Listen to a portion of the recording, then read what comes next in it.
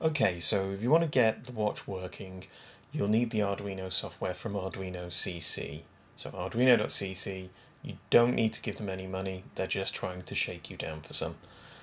If you go to github.com/stevelord/awatch, that's where all the code lives. Now this is a big collection of lots of projects, so just go and download it from the actual site and save it in your downloads folder for now. On the main page, on the GitHub page, it actually tells you about the libraries that you need, but what it doesn't tell you is that you need to add support for the ESP32. So we have to go to the TTGO TWatch library page, which is linked off the GitHub page. That will give us instructions for the board manager, which is an Arduino tool to add new board support. And you can see that there's a link that we need to paste into the additional board manager URLs field. So if I open up the Arduino IDE, all I need to do is go to File, Preferences, Additional Board Manager URLs, and paste it in. I can click OK, and click OK again, and then that means that the board will become available in the Boards Manager.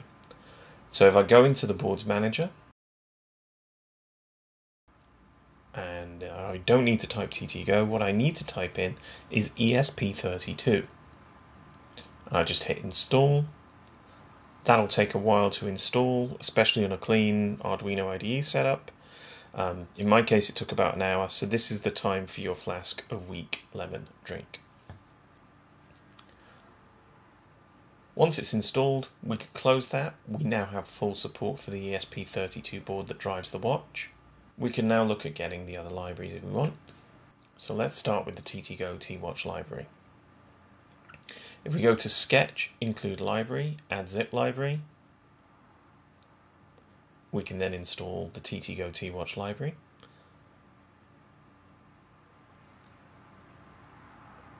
And then we can just set our board to the TTGO TWatch.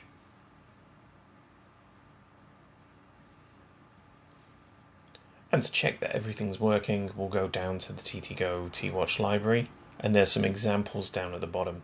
Now we want to run the LVGL examples, so we're going to go and have a look at the Batman Dial example, but I encourage you to have a look at the other stuff that's there. So if we start with Batman Dial, and then all I'm going to do is click on the tick, which compiles it. That takes a while, but this just checks that everything is working up to this point. And the reason we want to check is if it's not working, everything else will fail and you won't know where. So now we know that the ESP32 and TTGO TWatch libraries work. What we need to install are the ESP8266 audio libraries that drive the sound, and the ESP8266 SAM libraries that provide the text-to-speech functions.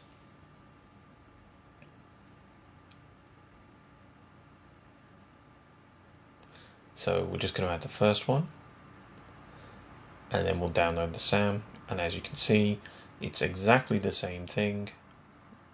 Just download it, we go into the IDE, we go to Sketch, Include Library, Add Zip Library, Downloads, ESP8266 SAM Master, and now it's all installed.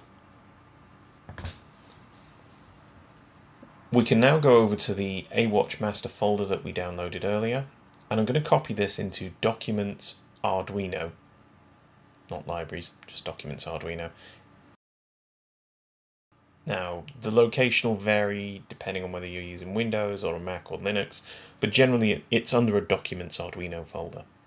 So we'll just extract the compressed files, and then what we'll do is, because this contains a lot of projects, and there's a method to my madness, I'm going to copy the AWatch folder and paste it in the Documents Arduino folder. And then we can get rid of these other two because we don't need them, because we're only looking at the watch, but if you wanted to have a look at them, you can keep them on. Now when we go and open up the Arduino IDE, we don't even have to go and find the thing. All we do is we go to File, Sketchbook, AWatch, and it will load up. So you can see there's a lot of particularly badly written code in there. I certainly wouldn't touch it for anything important. But if we go and hit compile, we can see that it's all working. I'm going to bring up Device Manager now. Now this is just because it's Windows and we have to specify a serial port. So the Silicon Labs serial port is COM6. And if we go to Tools, Port, we can see that COM6 is the port that's selected. So we just want to make sure that we're connected to the right port. I've plugged the watch in, by the way, and we can now hit Upload. And that'll take a while to compile and upload, and then it will tell you that it's resetting via RTS pin, and the watch should come up to life. If you have any problems, go back 2 steps and try and repeat the second step before last, and then hopefully you'll figure it out. If not, I'm on the AMA the whole of Thursday and Friday, so feel free to ask me any questions there. Thanks for watching.